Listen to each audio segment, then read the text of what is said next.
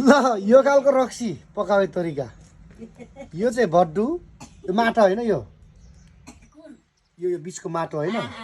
अनि यो चाहिँ हाम्रो चाहिँ कराई भयो होइन रक्सी पकाउने तरिका चौधरी दिरामा आज नयाँ देखियो है यो काठ चाहिँ केसको काठ हो त यो काठ के हो यो यतापट्टि यो पनि माटोको अरे यसमै जोडिएको रहेछ त्यही हो त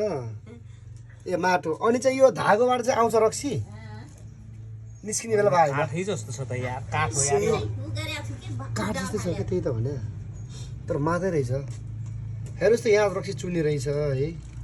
अनि यसमा जान्छ खाने ल नयाँ देखियो है रक्सी पकाउने तरिका एकदमै चिसो छ हाम्रो